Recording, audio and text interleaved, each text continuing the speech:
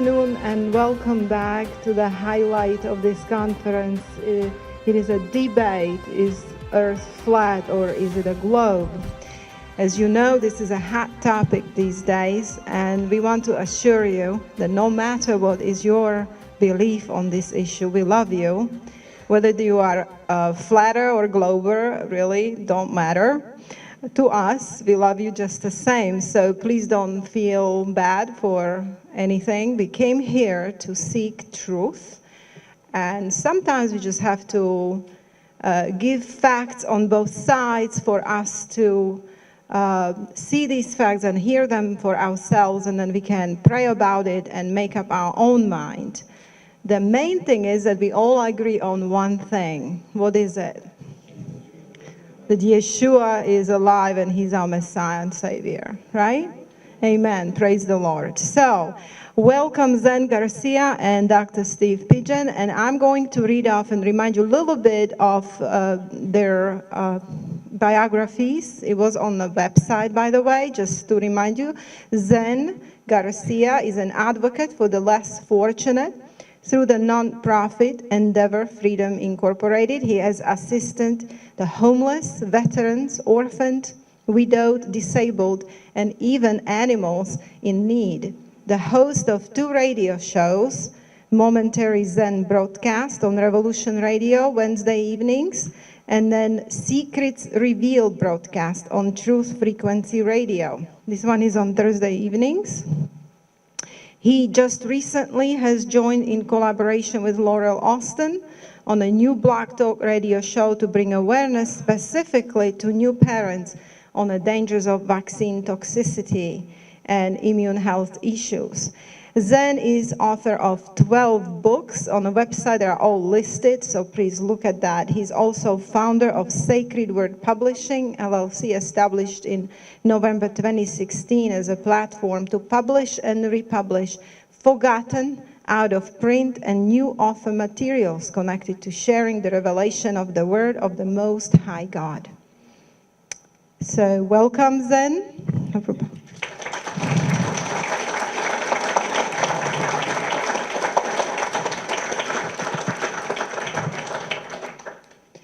And we have Stephen Pidgeon, the founder, president, and chief executive officer of Sefer Publishing Group. Dr. Stephen Pidgeon is a political scientist with a doctorate of philosophy and an active attorney with a Juris Doctorate in the state of Washington. In collaboration with a group of students of Scripture, he is responsible for creation and publication of the Eth Sefer, comprehensive restoration of sacred Scripture in the English language. Dr. Pidgeon is a student of many languages, including Greek, Hebrew, Russian, French, Spanish, and Italian. An avid reader and author, he has published over 30 books in the last several years. He has a long history of executive leadership. I'll just read a few other facts because it's quite long here. So in 2012, Dr. Pidgeon was a candidate for Attorney General for the state of Washington. He's a recipient of the 2008 Presidential Commission, the 2008 Reagan Congressional Commission, a 2-time recipient of the Congregational Medal of Distinction, and a designee for the 2006 Businessman of the Year Award. Dr. Pidgeon is distinguished in both who is who and who is who in business. He's an active in promoting religious freedom, economic freedom, and civil society throughout the world. In 2008, Dr. Pidgeon has been involved in delivering a complete restoration of sacred Scripture and has recently published Behold a White Horse, Behold a Pale Green Horse, and Behold a Red Horse. Among his other works are the Yom Kodesh. Well, you can kind of read it off. These are his works there. He's also a very accomplished musician. That is kind of close to my heart because I also am a pianist, and he's a pianist, so we have a lot to talk about, and we are like kind of talking together. We are not bad-mouthing you, I promise. So we are talking about piano. So he also holds a degree in piano performance and studied with Svetlana Velishko, Moscow Conservatory. Wow.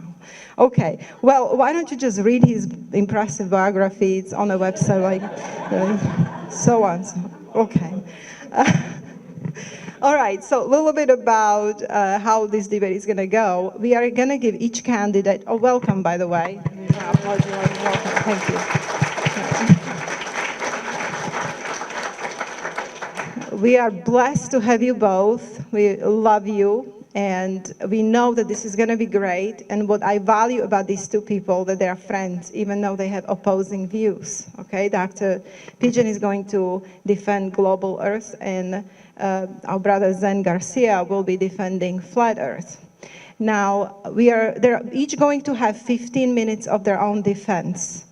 We will start with Zen. After that, we'll have small break, and then I'm going to give 5 random questions to each. So it's a total of 10 questions.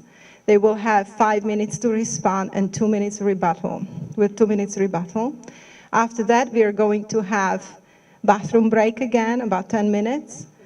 Then they're going to ask each other questions of whatever they know their subjects really well, so I will give them a space to ask each other questions and answer them. After that session, we are going to have another bathroom break, about 10 minutes. And then at the end, we are going to have Q&A session, where you will be allowed to ask questions of your choice, either candidate, as you wish. And I really don't know how long that will be, so when we're gonna end. So it really depends on that last session there, how many questions you guys have. So just keep in mind, we do need dinner. We kind of missed lunch. So we're gonna start with Zen Garcia and his 15-minute defense. For everybody, I did publish my notes and my opening remarks in this book, The Global versus Flat Earth Debate. It is available out there with the rest of our books. Do I have to hold this?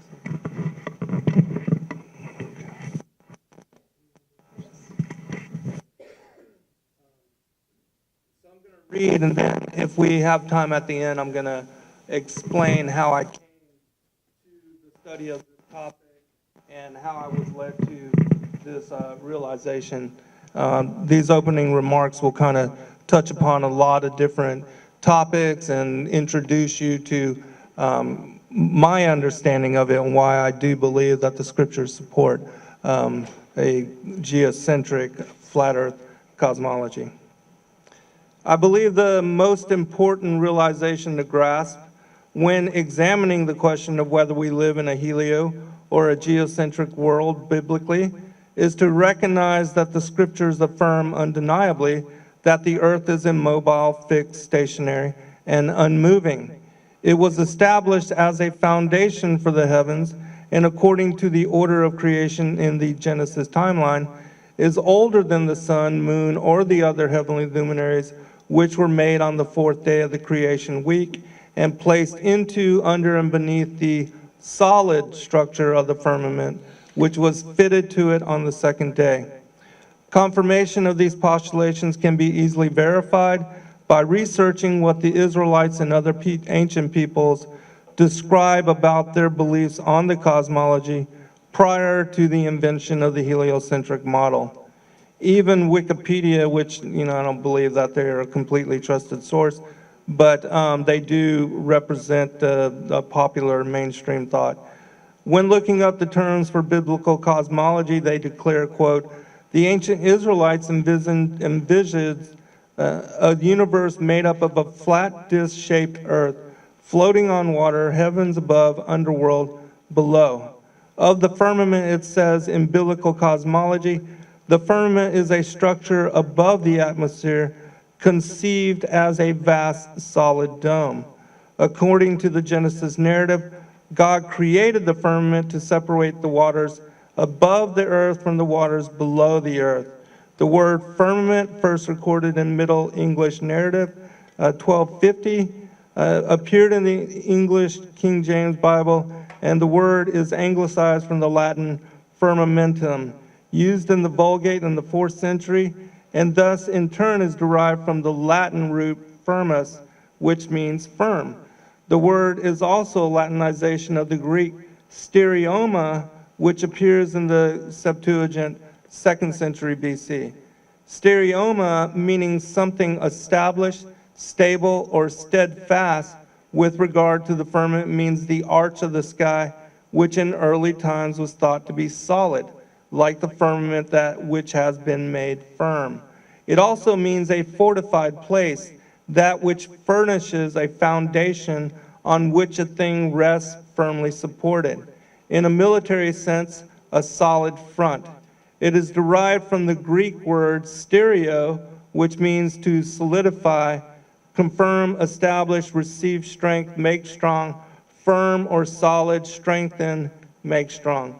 The word is derived from stereos, which itself means stiff, solid, stable, steadfast, strong, sure, firm, immovable, solid, hard, or rigid. So you get the idea. According to the Jewish encyclopedia, the Hebrews regarded the earth as a plain or a hill, figured like a hemisphere swimming on water. Over this is arched the solid vault of the heaven. To this vault are fastened the lights, the stars. So slight is this elevation that birds may rise to and fly along its expanse. The scholarly viewpoint is affirmed by the ancient rabbinical commentaries as revealed by Louis Ginsburg's The Legends of the Jews. In Book 1, he says, though the heavens and the earth consist of entirely different elements, they were yet created as a unit, like the pot and its cover. The heavens were fashioned from the light of God's garment, and the earth from the snow under the divine throne.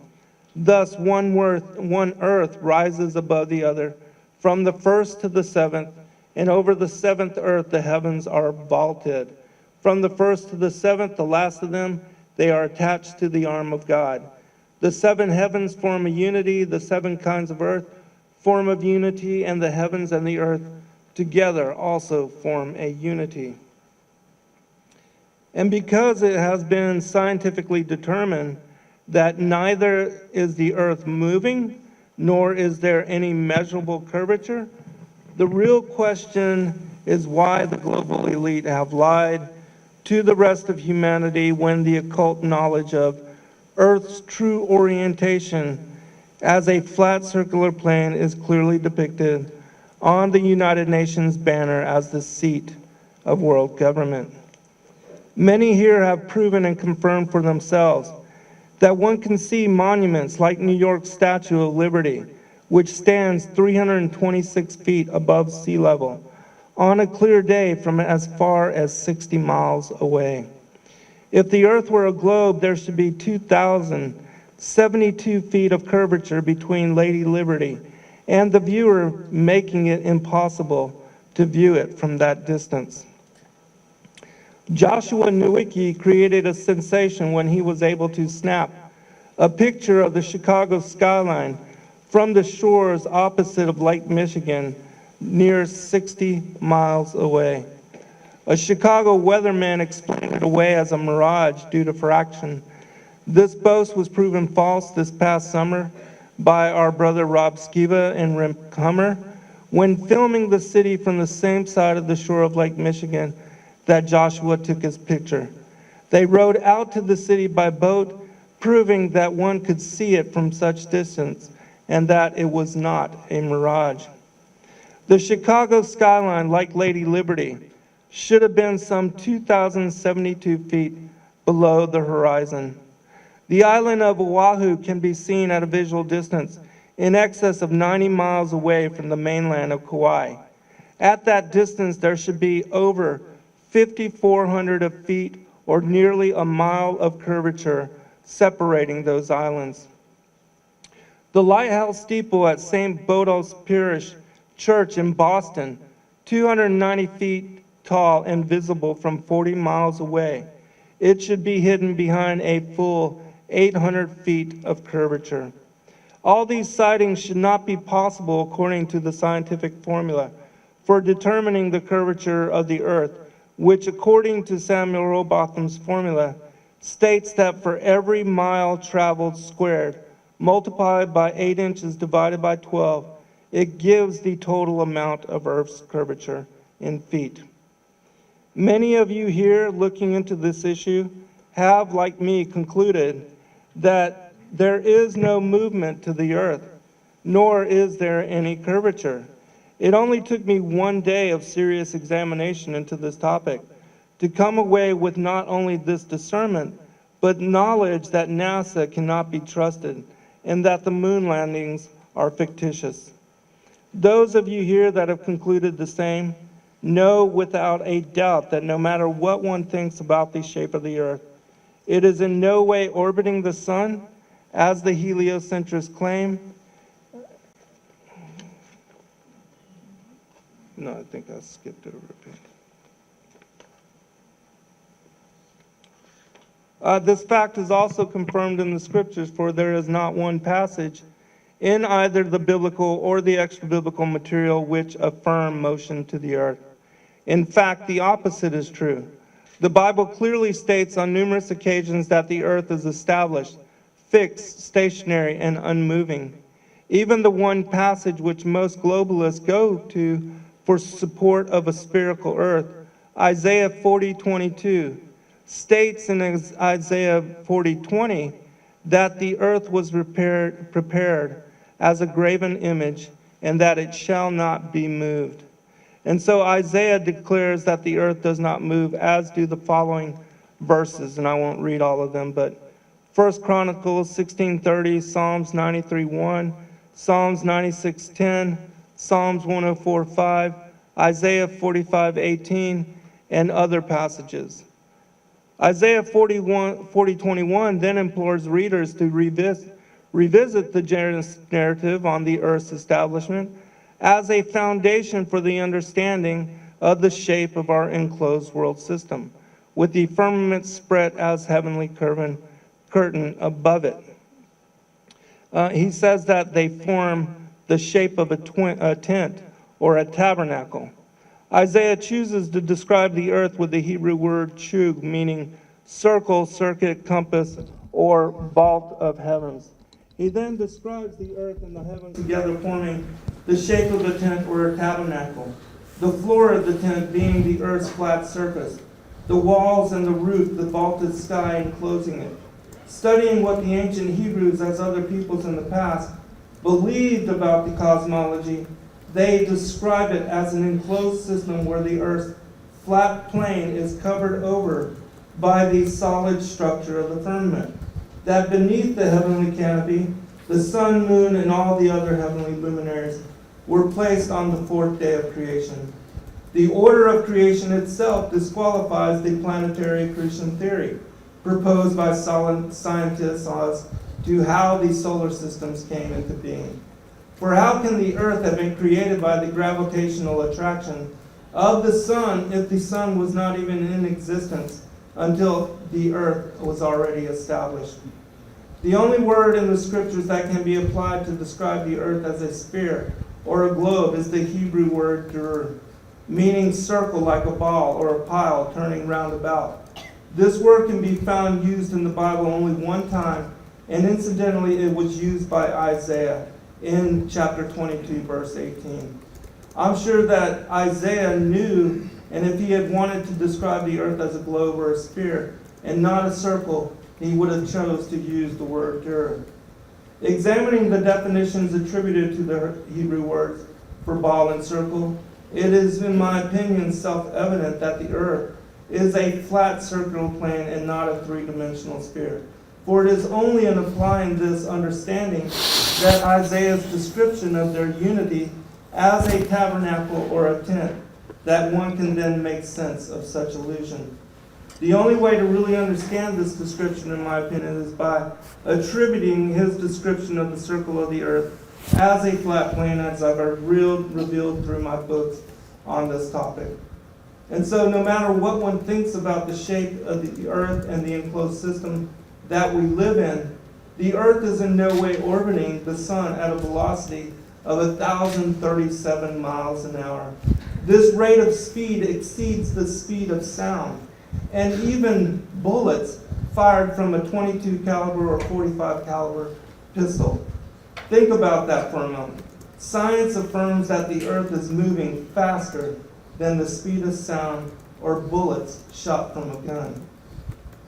And yet there are many days when I go outside my house and the American banner, which sits atop my 30-foot flagpole, is completely listless, and there is not the slightest movement in the wind.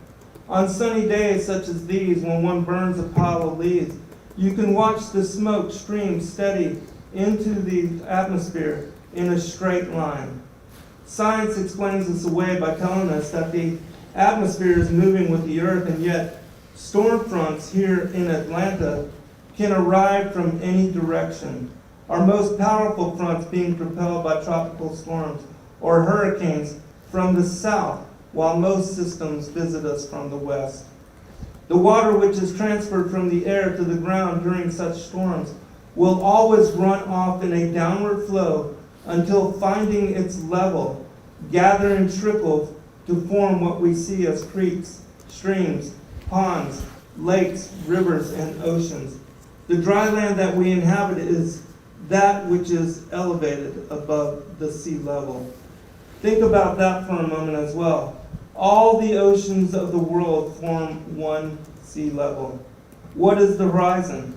It is the line at which the Earth's surface and the sky appear to meet. Our senses tell us that the Earth is flat and not moving, that the sun and the moon and the other luminaries move in circle above the face of the Earth, as depicted in the time-lapse photography of star trails moving over the course of the night.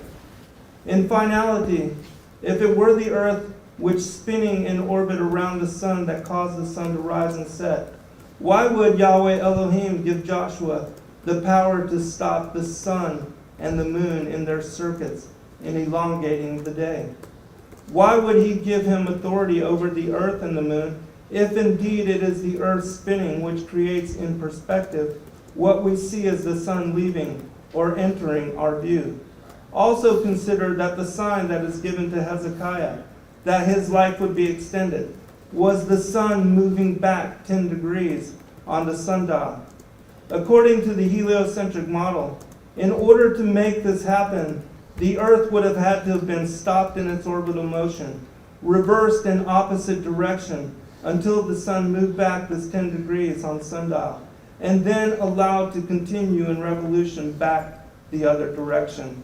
If it was the Earth's orbital motion which was altered in order to achieve the sun moving back, would not such occurrence have wreaked havoc upon the Earth, leading to major disturbances like huge earthquakes, tsunamis, flood, and even possible pole shift? And yet there was not one repercussion duly noted in the scriptures for such having taken place. It is also for this reason that in the 12 chapters comprising the book of Enoch, Courses on the Heavenly Luminaries, there is not one verse or passage describing motion to the earth, but numerous, very detailed passages describing the sun and the moon's motion back and forth between the Tropic of Capricorn and the Tropic of Cancer. Likewise, there is not one single passage in any of the canonical or extra-biblical materials which describe Earth moving, orbiting, or spinning as affirmed by the scientific experiments conducted by these once notable heliocentricists: Albert Michelson, Edward Morley, Henry Gale, George Airy, and Georges Sagna. And while their work is not shared or discussed in most universities, the research they conducted proved, without a doubt, that the earth is immobile and that the ether moves independently of it. Once you open yourself to new paradigm, the overwhelming amount of evidentiary truth affirms the biblical premise that neither is the earth spinning at 1,037 miles an hour or even 50 miles an hour, nor is there a single inch of deviation to support its supposed rotundity. Also note that canal, railway, and bridge builders, surveyors, and construction forces do not in any manner make calculation or take into consideration the supposed curvature of the earth when developing their structures, but instead maintain the same precise measure of level across hundreds of miles. Am I almost done? Oh, sorry. I'll just stop there. Apologize.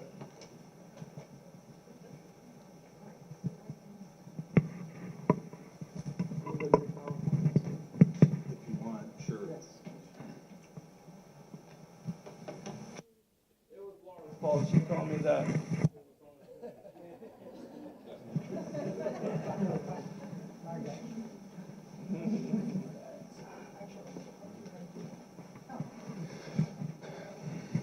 Well, while I have you here for a few minutes while Stephen's hooking up the PowerPoint, no, we'll take. I'm going to go ahead and make a couple of remarks while he's doing that. You know, the discussion of flat Earth versus global Earth, I'm not sure global is the best word to use here. Maybe spheroidal might be a little bit better descriptive of the shape of the Earth.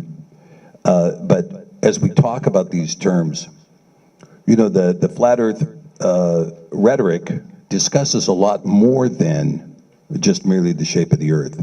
It also discusses a comprehensive cosmology. And so when we look at this cosmology, we have to look at both the shape of the Earth, and we also have to look at what is around the Earth, what is over the Earth, and we also have to look at this idea of geocentric model, which is where everything revolves around the Earth, or a heliocentric model, which is the current scientific alternative to the geocentric model, which basically says that the Earth and the other planets in the solar system rotate instead around the sun. And as part of these questions, we could probably go on for a week looking at various empirical evidence to try to substantiate a scientific view one way or the other. But primarily what we're talking about here today is more of a scriptural view in terms of what's being said in the scripture, so that we as believers, because I think most of us here are coming to this from a point of view of being a believer and having faith in the Word, and we have to take a look at the Word and see, okay, what is actually going on here? And so this is part of what I'm going to discuss today in this PowerPoint presentation, and what our remarks are going to be. And so the question is, does Scripture declare a flat Earth? Now, if we go to the next slide here, you'll see that we're going to be discussing, hang on, let me see if I can get on the same page here with myself, which, as you know, can be a difficulty. We're going to discuss a few terms here. We're going to discuss, of course, the term rakia, which means firmament, or has been interpreted as firmament. We'll be discussing the word tebel, and more importantly, the Hebrew term of art, which is tebel bal tamot, which is a very interesting phrase. And then there's another three words for foundation. It's actually one word, but there's three versions of it, which is yasad, and we'll talk about that in foundation. And of course, arba kanaf, the four corners, and hug, which is defined or used in Scripture as circle. Okay, let's take a look. Let's start with rakia.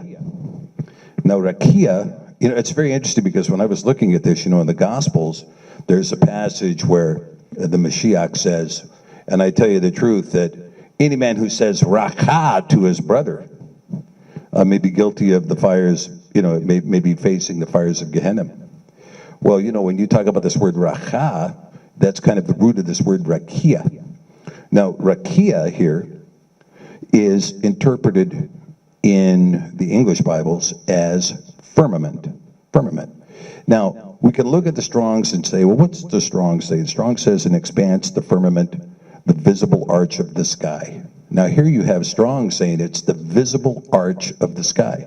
Maybe that describes a dome over the top of the earth, but maybe it describes something else. However, Scripture is oftentimes capable of defining itself. Now let's see what it says here in Bereshith 1:8 or Genesis 1:8. And Elohim called the firmament heaven. Elohim called the firmament, the rakia, heaven. And the evening and the morning were the second day. So, and if you look closely at that passage, you will see that what is taking place is, in the creation narrative, that you have that the firmament, the rakia, it is what divides the waters from the waters. Let's take a look at the next slide here. And Elohim said, let there be a firmament in the midst of the waters, and let it divide the waters from the waters.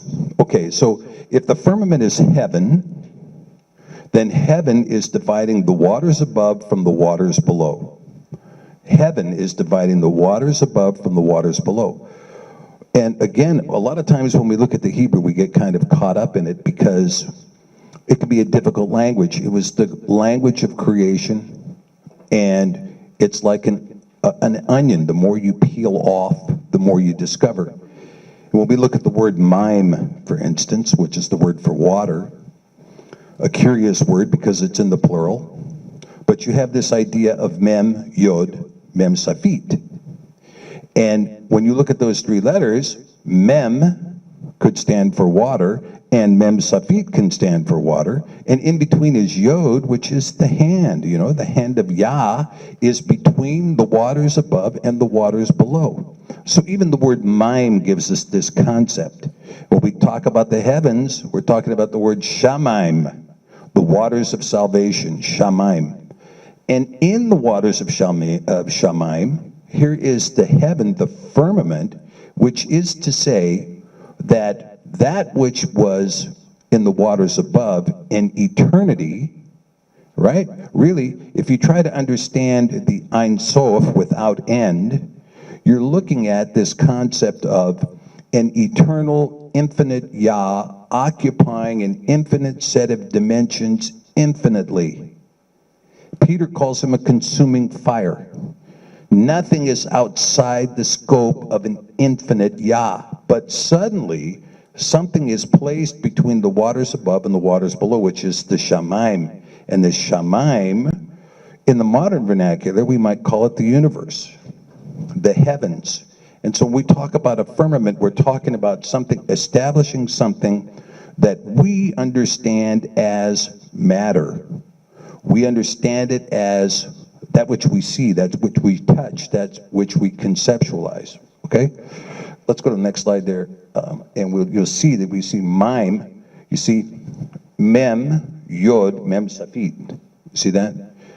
And some people teach that that's actually backwards. Those mem should be reversed. Sometimes Microsoft gets me, right? They just don't want to leave the Hebrew in the right order. But the mem, the first mem is kind of what some people would describe as the open womb. The mem safit, the closed womb, okay? So even this kind of shows the concept of the coming Mashiach. Okay, next slide, let's take a look. So now... One comment, guys, as you're looking at this on here, when we change this over to my computer, it's flipping the words in Hebrew. So everything you're looking at is, in Hebrew, is literally backwards on the screen. Why it does that, I don't know, but that's just the way Microsoft did it in this case here.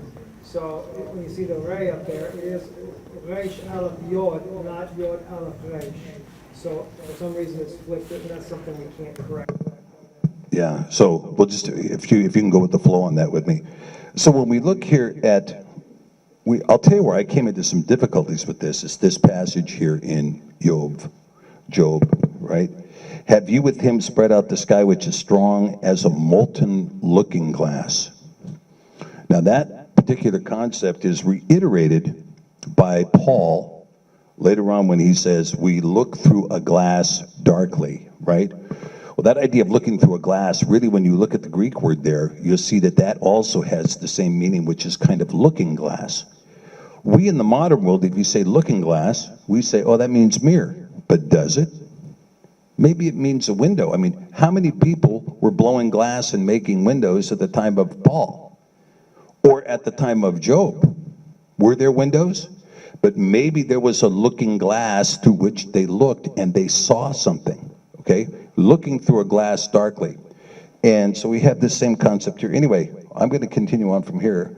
And you see that Paul in the next slide says, in Quarantine Rishon, or 1 Corinthians 13:12, for now we see through a glass darkly, but then face to face. But you see that the word there is this esoptron, which means more like a mirror, okay? So we have, again, these Hebrew words are going to become an issue. Now, let me give you an example. We're going to move on to this word.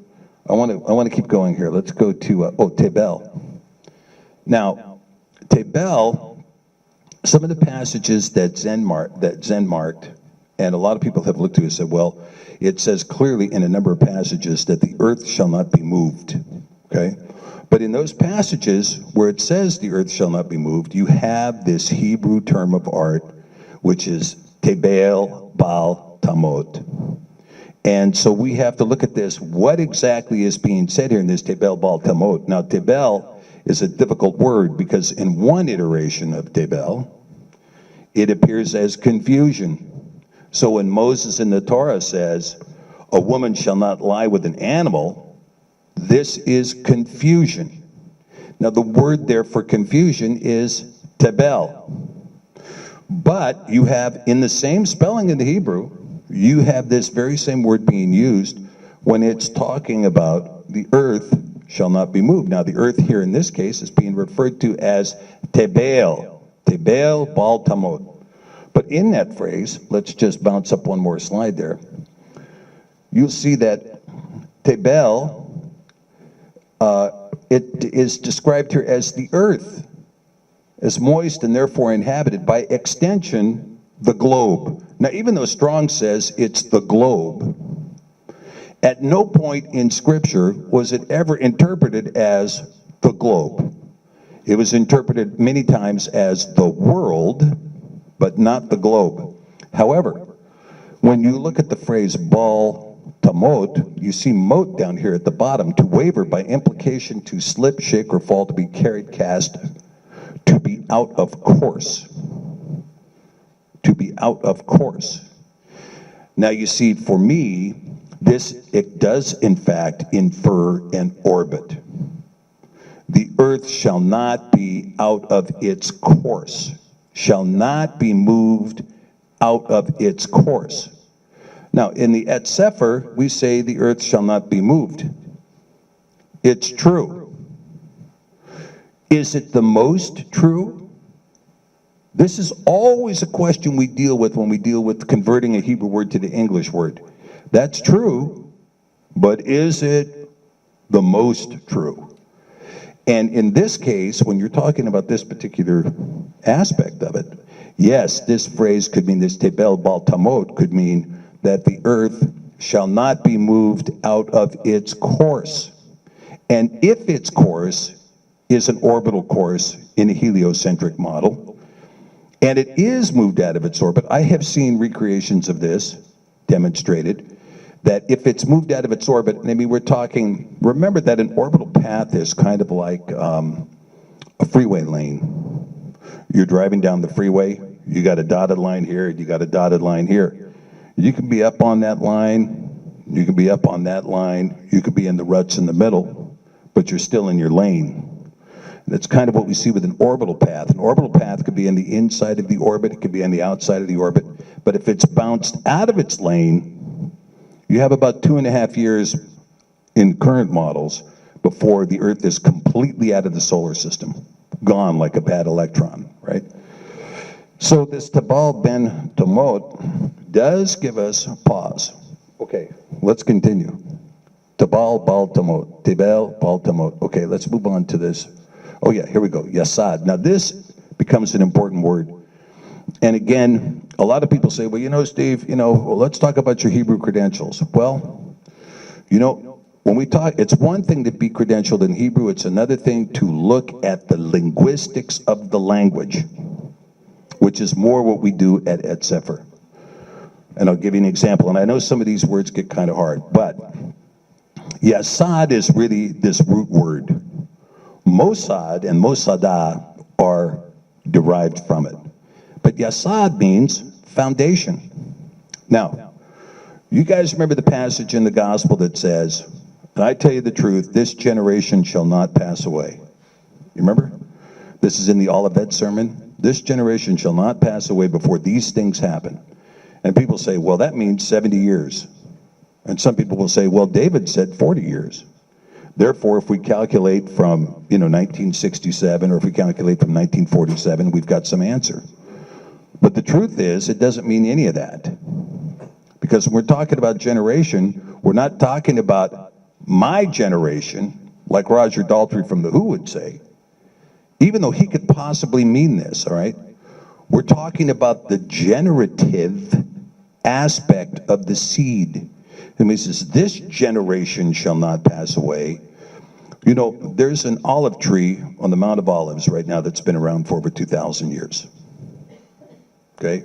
That olive tree has been there, was probably there when Mashiach prayed. Same tree. When you look at a tree, you see this kind of idea of generation. You have the tree growing, but every year leaves come out and leaves fall off. If it's your first year witnessing a tree, you're saying that tree's dead. And then the following spring, the buds come up and the leaves come out. And maybe if you're dealing with an apple tree, after a couple of years, fruit starts to show up. And the fruit has its generation, and it's picked and it falls and so forth. But what you're talking about with the generation of the apple tree is you're not talking about this set of leaves that are alive right now. You're talking about the whole generation of the apple tree. And so really what he is saying, or what Mashiach is saying in generation, is he's saying this generation, that is to say the generation of the house of Yasharel, the firstborn of Yah is the seed of Yasharel. Now, I know you guys are probably used to hearing the word Israel, but I use the word Yasharel, which means the upright in Yah. Yasharel.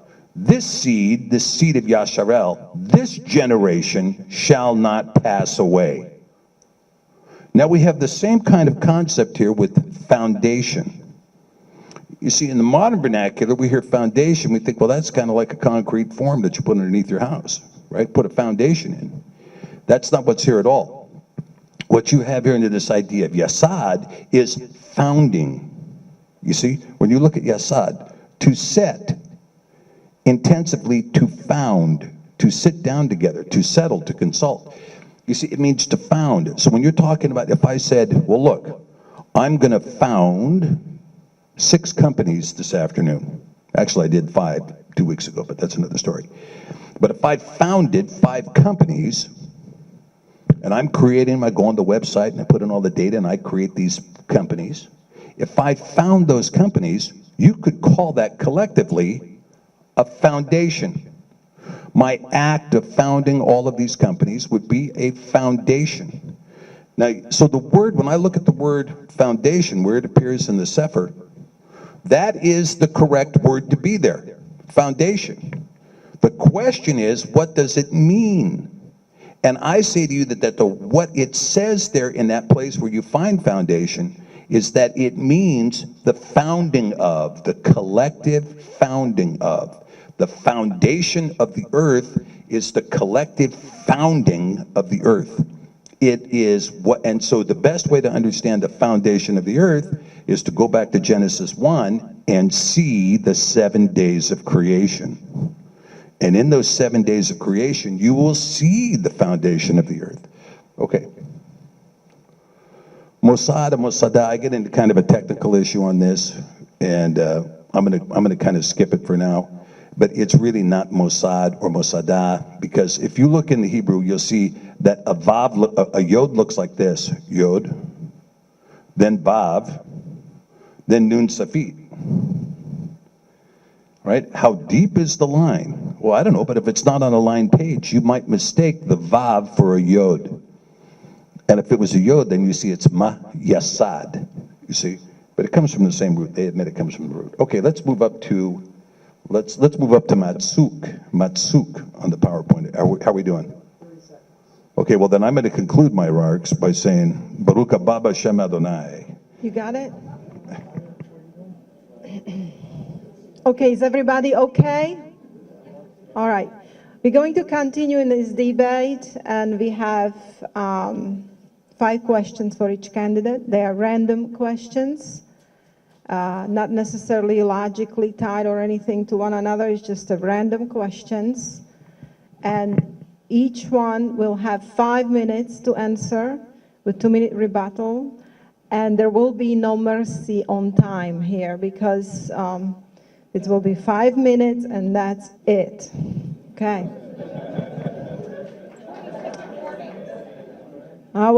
When it's 1 minute, I'm going to tell you 1. So you know you have 1 minute, right? And then, or if you watch Steve, he can raise his hand and tell you, you know what?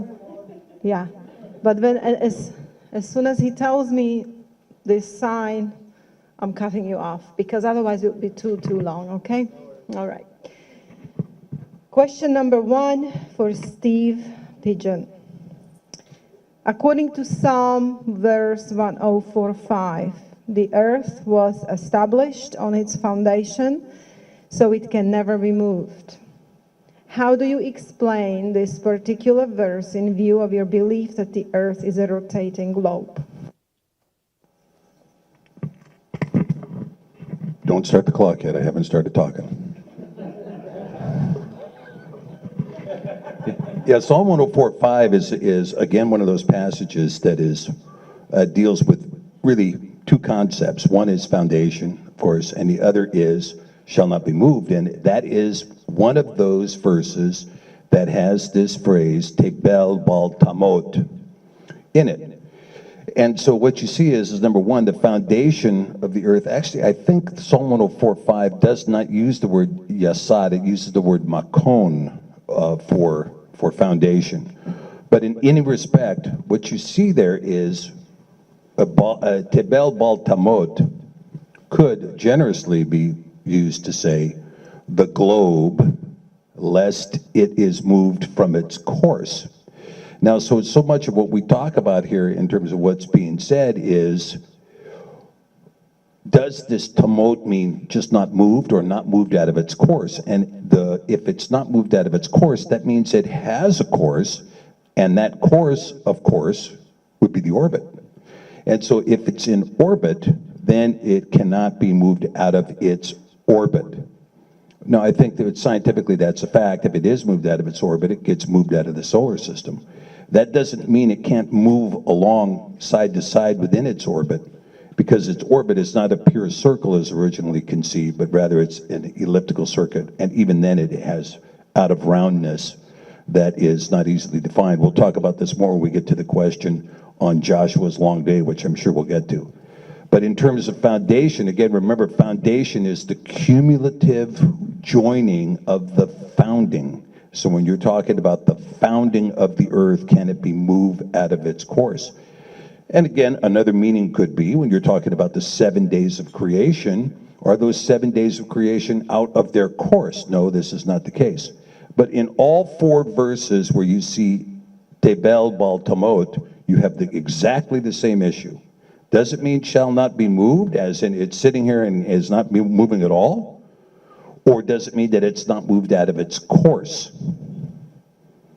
And that's the position that I'm taking, that in fact the passage does mean not moved out of its course, totally consistent with both the heliocentric model and with a spheroidal model of the earth moving in an orbit around the sun. I'll reserve whatever minutes I have left.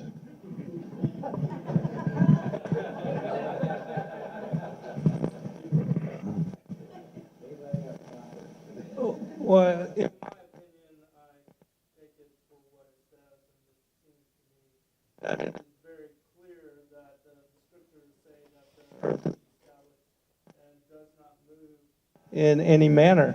And also, there's no other verses in the biblical or extra-biblical materials which affirm such motion to the earth. Enoch describes in the book on the courses of the heavenly luminaries that it's the sun and the moon, as it says in Psalms 19, and the other stars and luminaries which move in circuit above the earth. And again, I don't see any motion, even visually. What we observe with my flag. The Earth is not moving, especially not at 1,037 miles an hour, faster than a bullet, and also that of the speed of sound.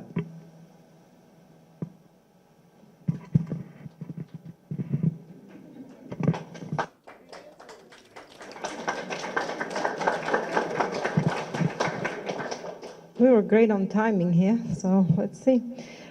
Question for Zen.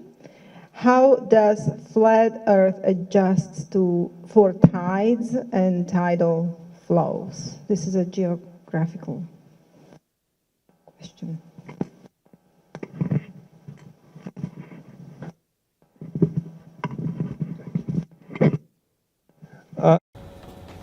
In my newest book, Paradise, I describe how at the very center of the Earth's plane, there is what is referred to in the scriptures as the bottomless, the abysmal chasm.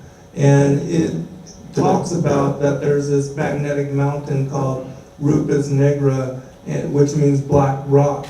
And then surrounding this is a vortex, which leads into the interior of the Earth. And it describes that every 6 hours, the course, the motions of the tidal rhythms reverse back and forth, so that it at one point sucks all the waters of the ocean and drops them in waterfall into the interior of the Earth. And then 6 hours later, it spews them out. And so, in my opinion, rather than the moon causing this, supposedly according to its gravitation, this tidal effect, the ancient explorers, and I explained this in great detail in my book, talking about this bottomless pit, this abysmal chasm. It is this particular phenomenon. It's also described in the Greek mythology as a sea monster called Sharbertus, and it's described as a giant whirlpool. And in my opinion, this is what is causing the tidal rhythms. And when it spews it out, it causes the high tide. 6 hours later, it sucks all the waters of the ocean in, and that causes low tide. And it does this over the course twice. In cycle twice a day. We're done. Okay. Would you like your time for rebuttal? Yes, Brother Steve.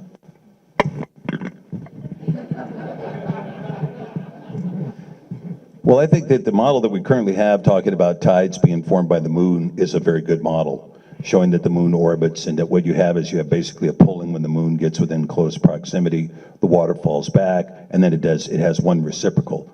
And we see that as the tidal model. But with the time model, we have a real difficulty with the flat Earth theory.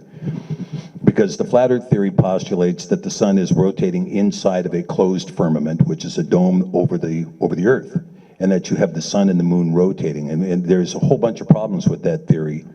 And one of them, which is the solar eclipse, especially if the sun and the moon are the same size.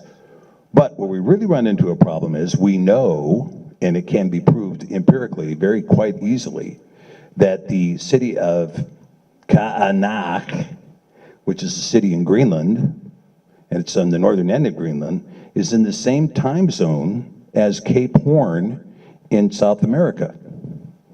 And so you've got a real issue here, and it's like the international date line runs North Pole to South Pole, and similarly you have the same idea with the sunlight. Now that is consistent with a spheroidal Earth that a sun is shining on and lighting up from pole to pole. As for instance, when you look at the moon and you see a sliver moon or a quarter moon, you'll see that curvature goes from the top of the top pole of the moon to the bottom pole of the moon, demonstrating that the light is reflecting upon what is a spheroidal moon. And you have a similar circumstance on the Earth, that you can see that we're getting a spheroidal illumination from the sun because the time zone goes from the North Pole to the South Pole. Question for Steve.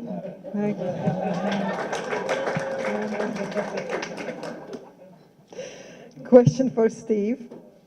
If this Earth is rotating, which causes the sun to set, why did Yahweh give Joshua the authority to stop the sun and the moon and not the Earth and the moon?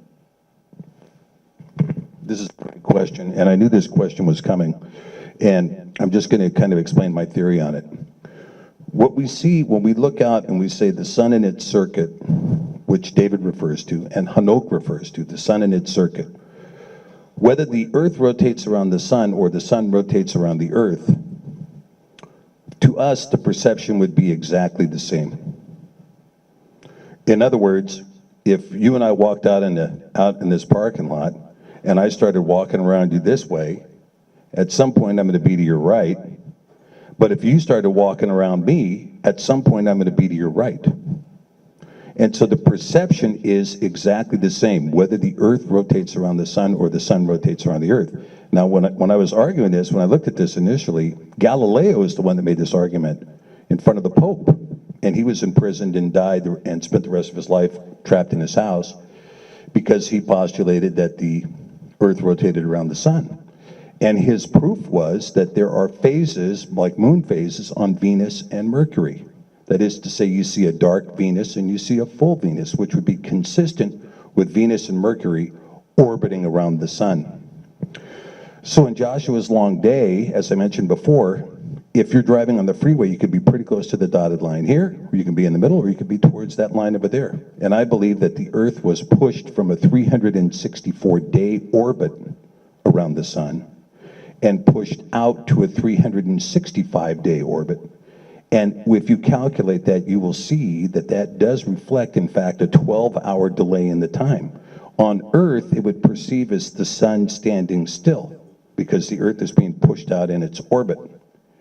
But as it's being pushed out into its outer orbital sphere, you would see it as the sun standing still. But we know that there was an anomaly that went from Enoch and Jubilees saying a 364-day year to where we are now at a 365-and-a-quarter-day year. We know there's an anomaly, because if you stay on the 364-day year, you'll be 30 days off in 30 years, and in 90 years, you'll be planting your corn in December.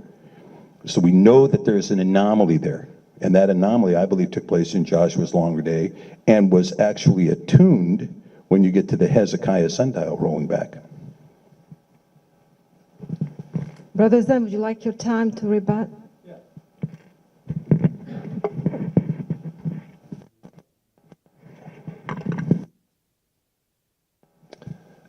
In my opinion, again, the Earth is not moving, and this has been verified by scientific experimentations by Morley, Gale, Sagnac, Airy.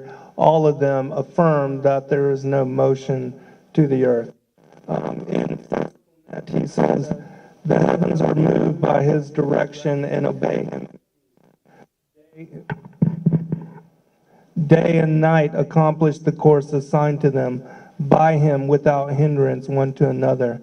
The sun and the moon and the dancing stars, according to his appointment, circle in harmony within the bounds assigned to them. And so the reason Joshua was given authority over the sun and the moon is, again, because it's not the earth which is circling and orbiting or moving.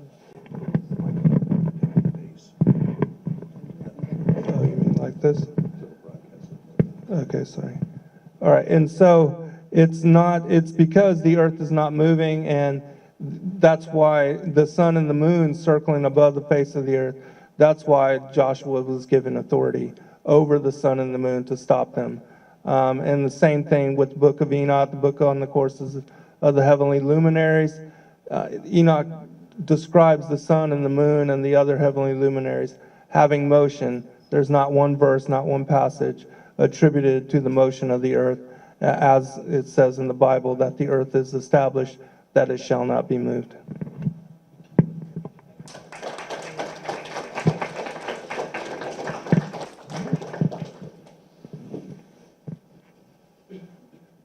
Question for Zen. How does flat earth explain water currents like the Gulf Stream and air currents like the jet stream? The air currents and also the wind currents, the jet streams, when you look at the way that the earth is laid out as a disk, we see that when the sun moves back and forth, as is also described in the book of Enoch, between the tropics of Capricorn and the Tropic of Cancer, as it goes over the topography of the earth, where the heat and the temperature rises, it causes the winds and the airflow to change, and that's what drives storm production, the creation of rain, the pushing of the storms across the different topography all over the face of the earth. And we can see this even with the description of the sun moving through the 6 gates of heaven, that even the seasons change, that when the sun is located above the equator, we have equal day and night, and as it moves closer towards the Tropic of Cancer, that is in the northern latitudes, summer. And then when it moves back southward after the summer solstice, once it reaches the equator again, that is when the autumnal equinox happens. We have equal 12 hours a day, 12 hours a night. It moves into southern latitudes. That is winter for us because the day is getting diminishing, the night is getting longer, but that is also summer and spring for the southern latitudes. And so we see this reflected, and Enoch talks about this in great detail. I deciphered this and published it as my 9th book, The Flat Earth as Key to Decrypt the Book of Enoch. You can find all of that in great elaboration within that book.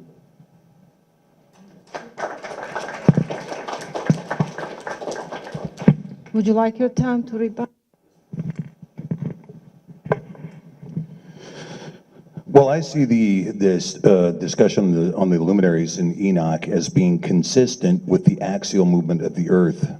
And again, when we say that if you were to look out, seeing the sun orbiting around the Earth gives the exact same appearance to we on the Earth as the Earth orbiting around the sun.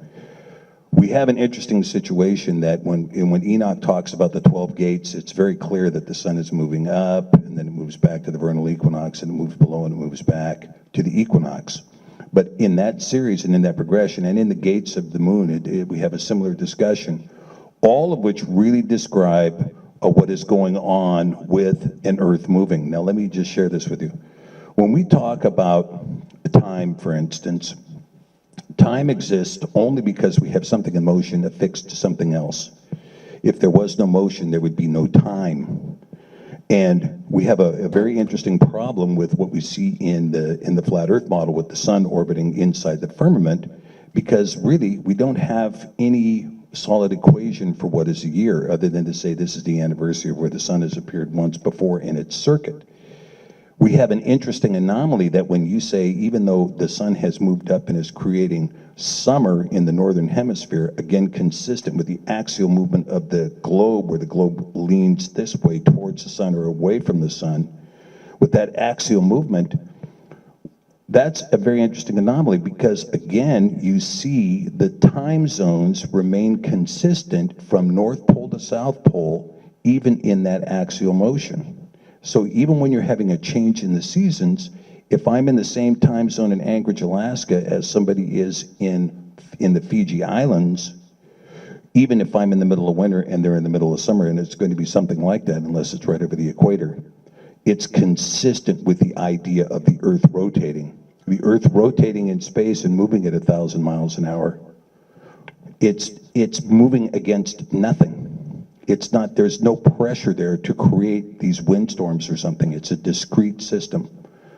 In other words, if I had a ball that was completely enclosed in glass and I took it and I spun it in a pool, the water outside the pool is not going to cause any distortion inside that which is inside the glass. See, I could spin it all day long, and my little globe model of Seattle with the Space Needle isn't going to be affected by that at all.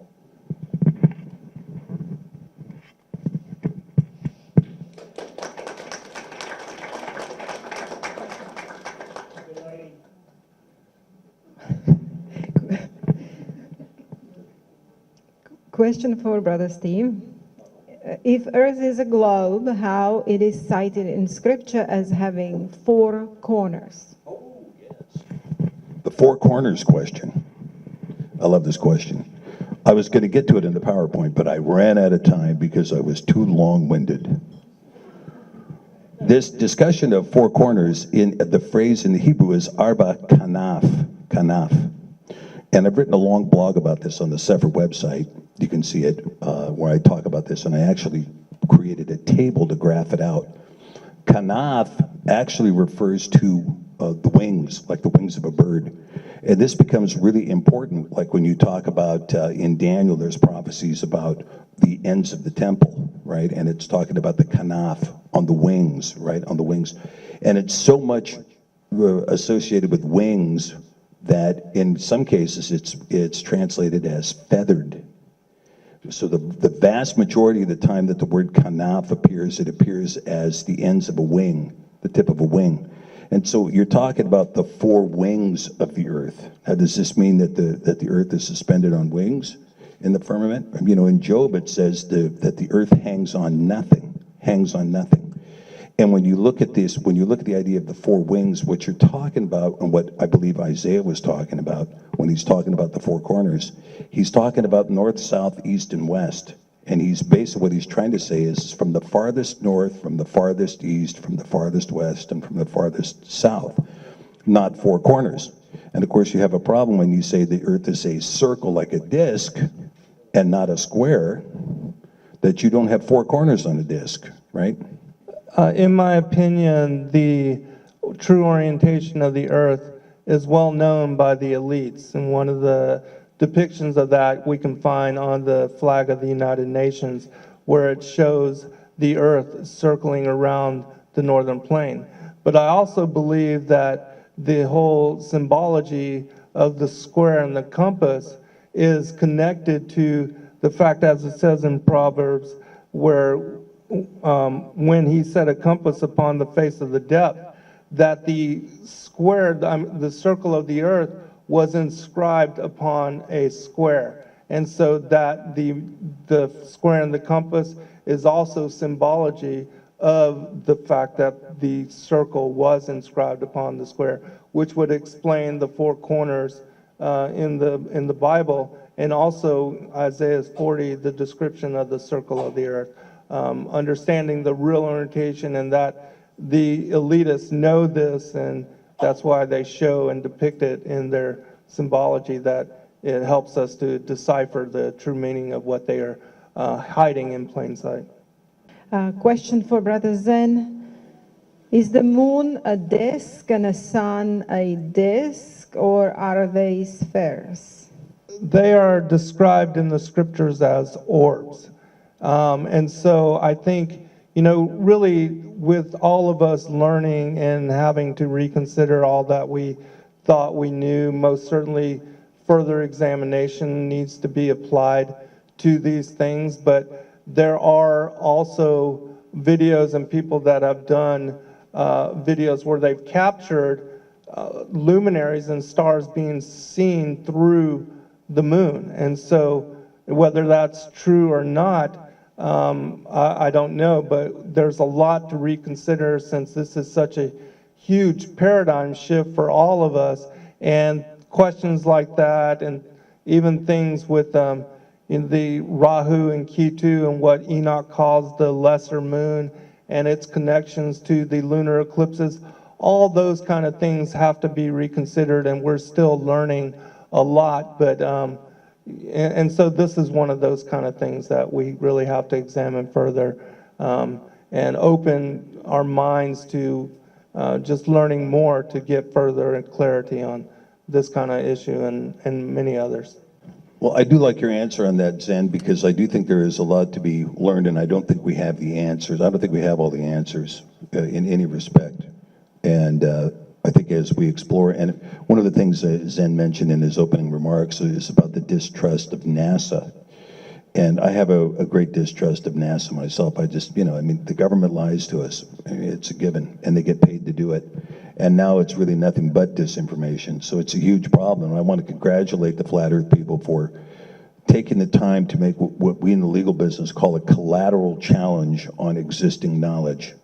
It's good to make a collateral challenge. Now, I think that we have very clear and obvious evidence that the moon is a sphere, because you see it in the sliver moon, in the quarter moon, etc. We know it's at least round when you see the full moon, but you know when you're seeing the sliver moon that you have this reflection that goes from north to south. And the inference is, and it's a readily identifiable model, you can do it at home if you want, where you can take a ball and you can circle it around a lamp, and you will see that the ball in a dark room, maybe using a certain kind of bulb, you'll see that the backside of the ball darkens up as it comes around, and depending on your perspective, that you're going to get illumination from the north to the south pole. So it infers a sphere. Is it a reflection? Is it something we can see through? Is it something else? Could be. Some people have said that it's a man-made satellite that's thin, that it rings like a bell. I mean, I've heard a lot of theories on the moon, right? But I believe we can see with the visual evidence that it is in fact spheroidal. And in addition, we can also see this with the sun by calculating what it is that orbits around the sun, which means you can do it with your own home telescope, although you got to be careful looking at the sun, right? But you can see the orbit of Venus and the orbit of Mercury around the sun. You can't see a moon phase on Jupiter or Saturn because of what they call a superior orbit. That's to say it's outside the Earth's orbit. That's why you don't see any moon phases there. And this is why you get the conclusion that you got from Galileo and you got from Copernicus and others, that in fact it's a heliocentric model. Now bear in mind that Pythagoras and even Isaac Newton were geocentric modelists, right? Both of those guys held to a geocentric model. But Galileo and Copernicus and others moved into a heliocentrism.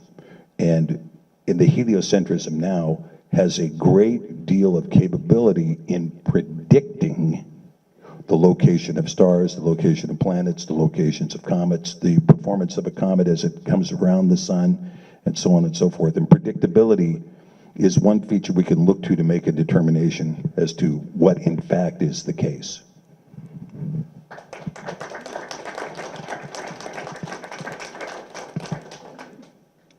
Brother Steve, does the Bible say that the sun and moon move in circuit above the face of the earth?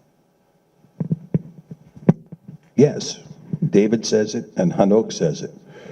And again, I mean, I will come back to this because when you're talking about this, saying that it moves in a circuit above the earth, in our perception, that's exactly what happens.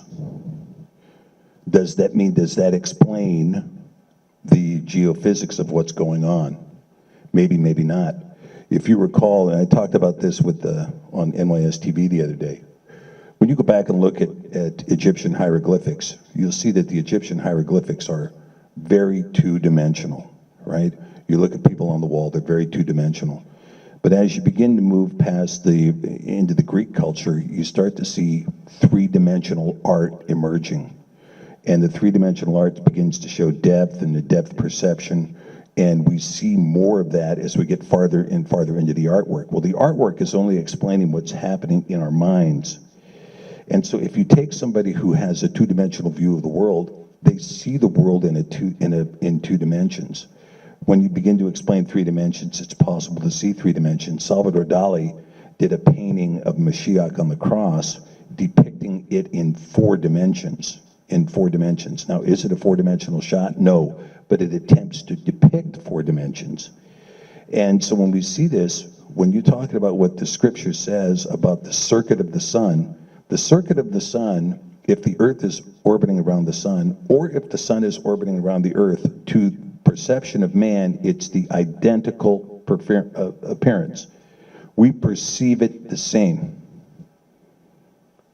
Whether it's one way or the other, we would perceive it the same if the earth was orbiting around the sun or the sun orbiting around the earth. We would see it the same. The question is, does the geocentric model answer the questions about the significance of the universe? And because one of the critical issues we see is the sun and the moon the same size? Again, it says so in Enoch. The sun and the moon are the same size, but we're going to have a solar eclipse here on August 21st. Now, if the sun and the moon are the same size, then they would collide. For the moon to get in front of the sun implies that to some degree, the sun is bigger than the moon and the moon is smaller than the sun. even if it's just by a couple of feet, that implication is there. One is behind the other. And if one is behind the other, how far behind? And if one is bigger than the other, how much bigger? And if we were to do a scalar model like this, where we put a point on 4 points and scale it out, well, it could be 90 million miles. Could be.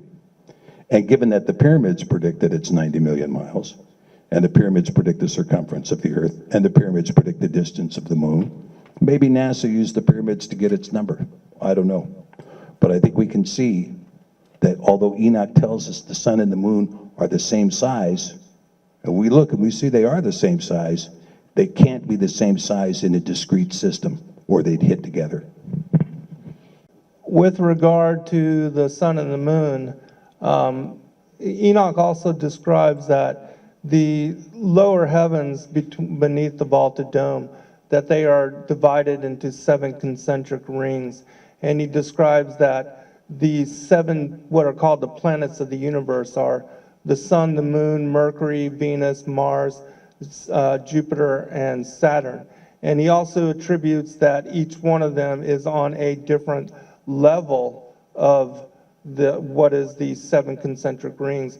And so if the sun and the moon are on these different levels and looking upward, we see them cross, right above one or the other. And we're looking upward, they wouldn't hit each other, but they would, crossing past, we would see them as eclipsed in such manner. Now, with regard to the circular movement and course of the sun, there's a phenomenon called the midnight sun, where the sun, when it reaches the summer solstice and is near the Tropic of Cancer, if you are anywhere near these extreme northern latitudes, you can watch the sun over the course of multiple days go from east to west and then back in a circle to the east. And for 72 hours, it will remain above the horizon and not ever dip down below any of the moons or anything that might obstruct its view. And so you can clearly see every year that the sun is moving in a circular movement, and you can't explain that away according to the heliocentric model. Because if it's the Earth which is spinning eastward, and that's what causes the sun to rise and to set, the sun could never take a position where it's moving back towards the north and returns back to the east in circle to reach its point of origin. And so, in my opinion, the only way that this phenomena can be explained, and which is observable every year, is to apply it to its circular motion, as Clement and Enoch and so many others convey. Even Psalms speaks about the sun moving as a bridegroom in a circuit. Brother Zen, how do you explain time zones which are longitudinal across the proposed globe? Once you understand how the sun is moving and the moon is moving in a circle above the earth, and that the earth is like a giant flat disk. Auguste Piccard described it as a flat disk with upturned edge. Every 15 degrees of the 360 degrees, that creates like a pie, like the slices of a pizza. These are what create the time zones. And so as the sun is circling and moving through, because when it rises in the east, it moves across the southern skies towards the west, reaching the vanishing point, it disappears and looks like it sets, according to our perspective. And then it describes it moving northwards and back to the east. And so it will be nighttime for us, but then daytime for the other half of the other portion of the earth.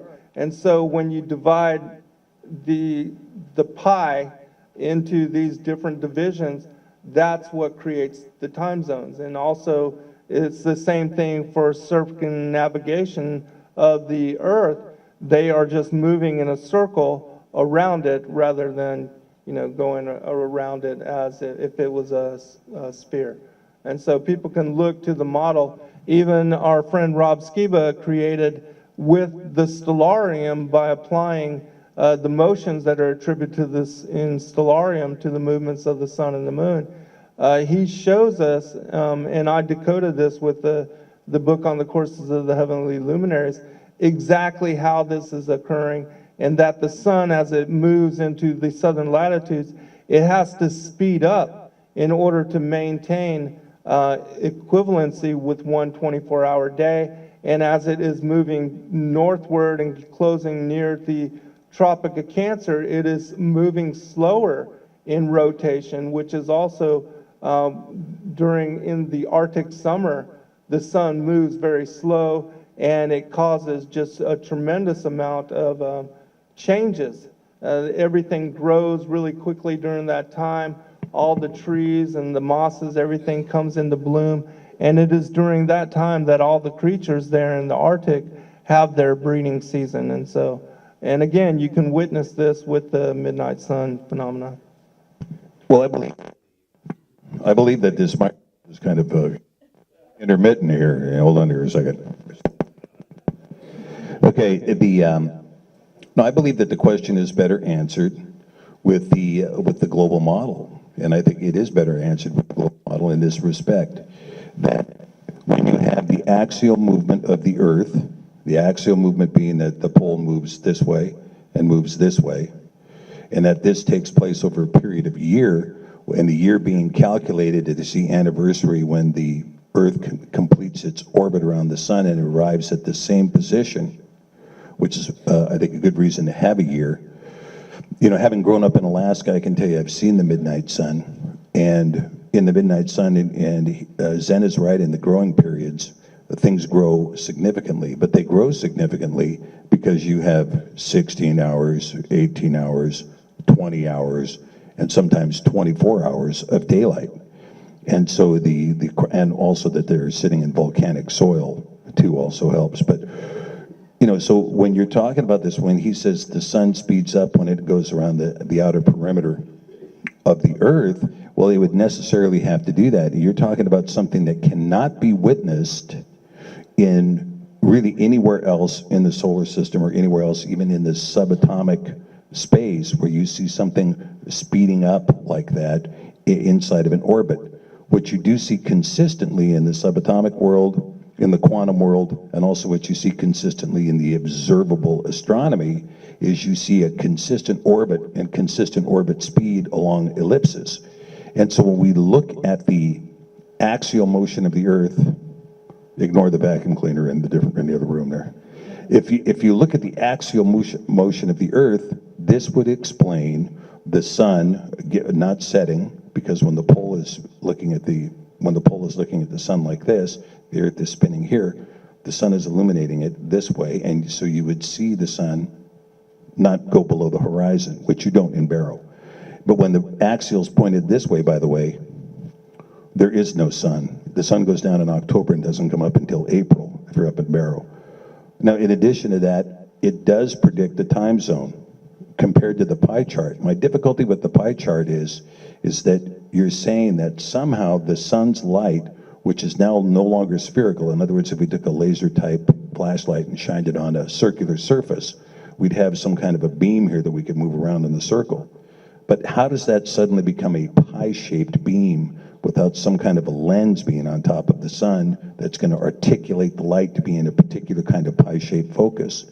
So now we have to have a lens, now we have to have the sun moving at different speeds depending on its orbit, so on and so forth, compared to a model that shows the sun being fixed, the Earth rotating around it, and in an orbit moving on its axis, moving in its axial motion.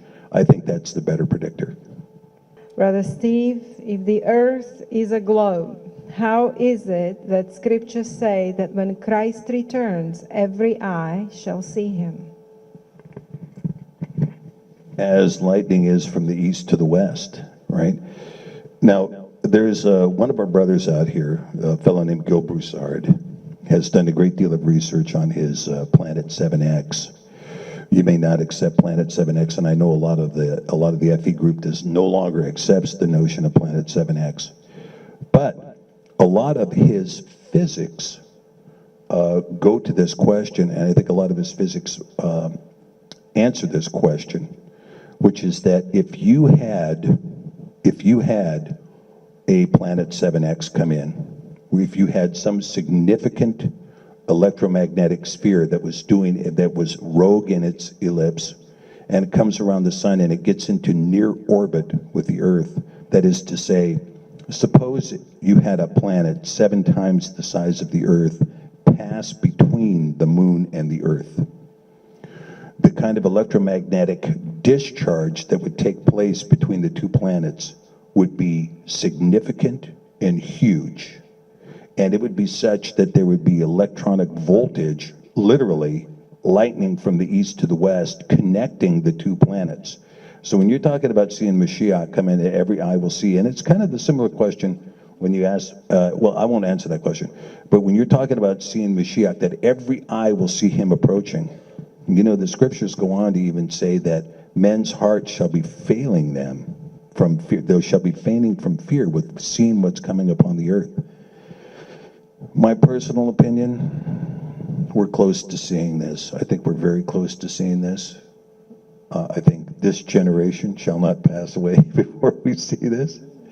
And I think that, and I do believe that there is, when you're talking about every eye will see it, all that means is that the lightning is going to appear from east to the west for more than 24 hours, and then every eye will see it. In my opinion, the reason why Nebuchadnezzar in his dream, Daniel described it being able to be seen from all the ends of the earth, and the same thing applies to the reason every eye shall see Christ when he returns, is because we are all on this flat disc, and upwards is the same for all of us. And so when he comes down from what is described as the north, it is possible for all eyes to see. And it's also the same thing where when he was tempted and Satan took him up to an exceedingly high mountain, it's my opinion this mountain is this Rupus Nigra, the black rock, this magnetic mountain, also called Mount Sumeru, Mount Meru, Mount Olympus, that this mountain does exist in the very center of the earth plane. It's described as the tallest mountain in the world, the highest peak, and that it is also this place that Christ was taken to when he was shown all the kingdoms of the world. And the same thing with John in his description of seeing New Jerusalem descend out of the heavens. In the scriptures, it describes it as occurring in the north. And he also, in that same vision, saw the angel descend down into the bottomless pit. And as I describe in this new book also on paradise, the bottomless pit is this giant whirlpool which is located in the center of the earth's plane surrounding this Mount Sumeru, this exceedingly high mountain. And it is this whirlpool which causes the tides. It reverses course every 6 hours, and it creates the high and the low tides. And that this is the reason why it says in the scriptures that when he returns, just as New Jerusalem descends out of the north, that every eye shall be able to witness, because upward is the same for all of us on the plane of the earth. How do you explain the moon phases which demonstrate a spherical shadow?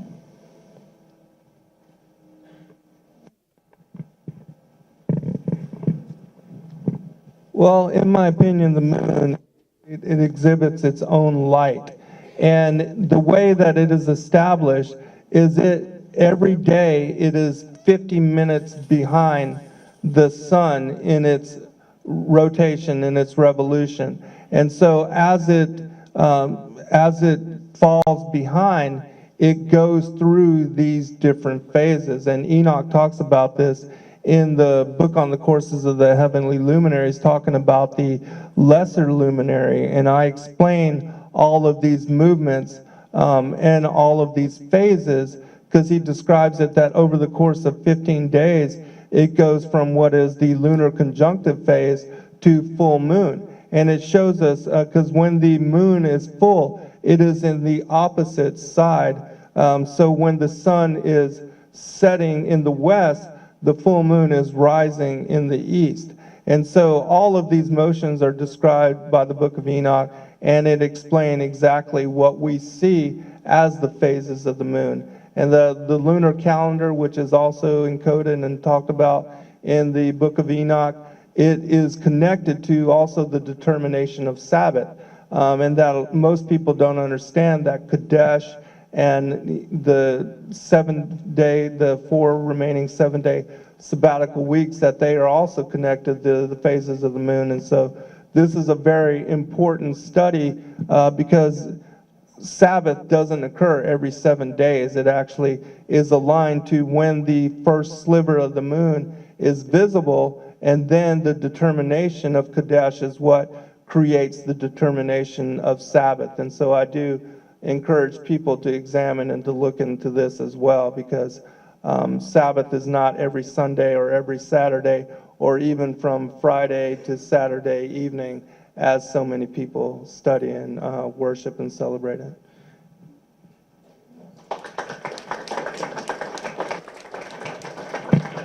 Brother Steve? Well, I'm going to have to address this backwards. You know, in Enoch, in chapter 92:12, it talks about in the latter generation there'd be an evil generation rise up, but to the elect, Yah would give the doctrine, the sevenfold doctrine of creation. And I think the sevenfold doctrine of creation, we've kind of discussed about the 7 heavens and the 7 luminaries and so on and so forth. There are 7 words which begin Genesis 1:1. There are, you know, if you look at the book of Revelation, it's 7 sections of 7. You have 7 feast days. The 7 is the number of the completion of Yah. He worked 6 days and rested on the 7th. And I think it is working 6 days and resting on the 7th is what gives us Shabbat. Now, unfortunately, there is a real controversy that's broken up with Enoch Jubilees and the calendar. And a lot of people have said, well, Stephen, you shouldn't have included Enoch and Jubilees in the Sefer because it creates a calendar controversy. It can, although I don't believe it does, and the reason I don't is because those books declared a 364-day year, and I believe at the time those books were written, it was a 364-day year. And I do believe that at that time the Earth was in a slightly different orbit, or a different portion of its orbit, that gave us a 364-day year, and that the Earth and the Sun and the Moon were in harmony with one another to tell us exactly the rhythm of life that was given in the calendar of Enoch, which is a 364-day calendar that's 30, 30, and 31, and that the moon was consistent with all of those periods. But Enoch goes on to say that they are going to rebel and that they're going to move. And even as Enoch says that time will be shortened, and as Mashiach says time will be shortened, but that's not talking about the calendar year being shortened, okay? That's not talking about, it's talking about the times being shortened. And so what you see is, I believe that there is a 7-day rhythm to the Sabbath. And people say, well, how do you know what day is Saturday, or how do you know what day is Shabbat? Well, you know, in 165 nations around the earth, the word for Saturday is Sabbato, Sabado, Sabudo, Shabbat, and so on and so forth. Even in Italian, it's Sabato, right? And so you have a question of the 7th-day Sabbath in that rotation, and I do believe that that rotation is consistent with the sevenfold doctrine of his whole creation. And so in terms of the moon, and when we talk about seeing the moon, the sliver of the moon and so forth, Enoch describes the beginning of the month as the dark moon, the new moon, as does Psalm 81:3. And Brad and I went through that passage for 3 months looking at this word showing the dark moon. But the dark moon only lasts for 3.5 hours, right? So the sliver moon and the dark moon are going to happen in the same night. And so it's kind of immaterial. But what does become material is that we live in a world that is, I think this is part of what the Flat Earth movement is all about. We live in a world that doesn't have every question answered. And so we seek to find those answers. But for me, the seventh-day Sabbath is a 7-day rotation.